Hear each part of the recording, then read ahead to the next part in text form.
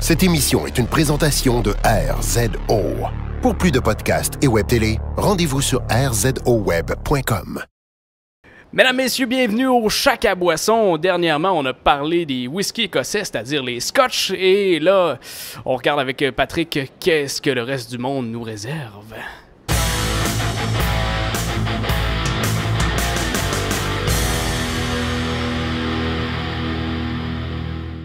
Hey, salut Patrick!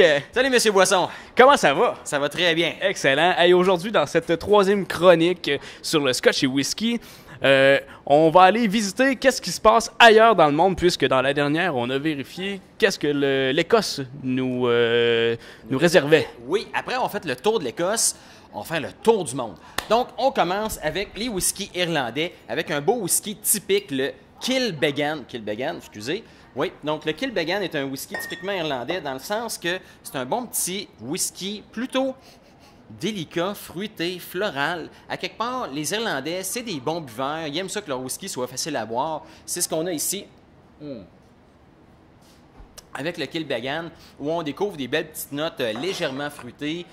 C'est un peu comme un party dans la bouche. Ça met de bonne humeur à boire ce whisky-là, quelque chose de rare. Et un observateur avisé a revu sur la bouteille, quand vous l'avez vu, c'était écrit whisky EY et non pas Y tout court. Pourquoi? Parce que les whiskies irlandais et américains, on écrit EY, et les whiskies canadiens et écossais, on écrit Y tout court. Je ne demanderai pas pourquoi, c'est comme ça. Ensuite de ça, on continue notre tour du monde tant qu'à parler de whisky canadien. Allons-y avec le Wiser Legacy. Vous voulez un bon whisky canadien? C'en est un. Si on l'essaye en termes de dégustation, on va détecter, quelque chose de complètement différent de ce qu'on avait avant. La plupart des whiskies qu'on avait avant étaient surtout à base d'orge, alors que notre whisky canadien ici va avoir un peu d'orge dedans, un peu de maïs, mais surtout le seigle, le rail, va être prédominant. On aime ça faire comme les autres, pas faire comme les autres. Non, exactement, pas faire comme les autres. On a qu'un produit qui est complètement unique. C'est pas uniquement du seigle qu'il y a dedans, même si on appelle ça du rail, mais ça donne quand même le ton. En bouche, on détecte des notes complètement différentes. C'est plus épicé, ça goûte un mélange de fruits et d'épices, mais wow, c'est époustouflant. La vanille aussi est très présente. On a un produit vraiment de dégustation absolument incroyable. On continue notre tour du monde. On était en Europe, on est allé en Amérique. On continue tout droit, sans arrêter, jusqu'au Japon. Le Japon, oui, le Japon font des excellents whiskies. On a ici le Nikka Taketsuru. Très bien dit. Très bien dit.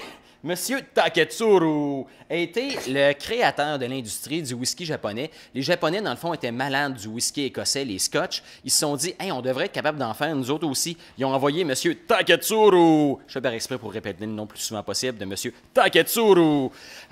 Donc, Monsieur Taketsuru est parti en Écosse étudier comment est-ce qu'on fabriquait le scotch et a appris la technique encore mieux que les Écossais la perfectionnaient. Comprenez, il était le premier ever à embarquer dans une distillerie de whisky écossais avec un microscope. Les gens n'avaient jamais vu ça de leur vie. Donc, ils ont compris comment est-ce que le whisky se fabriquait. Il a ramené la recette chez lui au Japon et ils ont parti une industrie comme ça. Les Japonais étant plutôt humbles, ils n'avaient pas trop confiance en leurs produits, ils ne l'ont pas vraiment exporté. Mais depuis quelques années, on commence à découvrir leurs produits qui sont absolument extraordinaires. Ici, on découvre un whisky qui a les notes légèrement fumées, des notes un peu fruitées.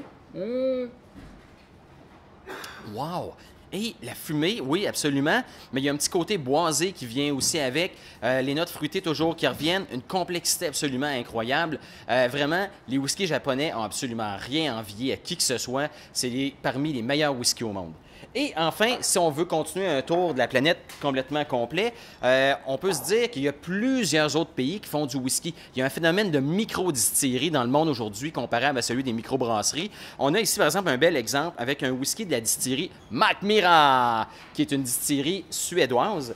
Donc, les gens de Mackmyra ont réussi à faire quelque chose d'assez incroyable, entre autres en utilisant des fûts qui étaient faits à base d'un autre type de bois que le chêne. La grosse majorité, sinon la quasi-totalité des distilleries en grandeur du monde utilisent des fûts faits en chêne, alors que Mackmyra utilise un bois typiquement suédois qui donne des notes, en termes de saveur, complètement uniques.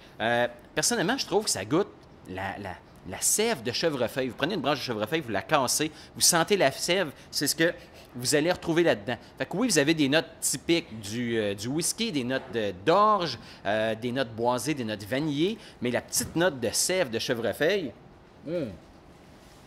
fait en sorte qu'on se retrouve avec un produit complètement différent qui vaut le voyage.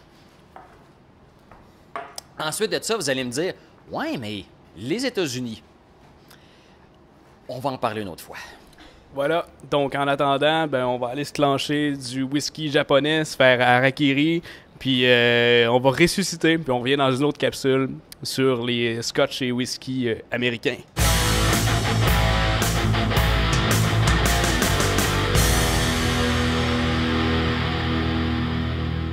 Le Bob Nelligan's vous attend au 789 Côte-Sainte-Geneviève à Québec.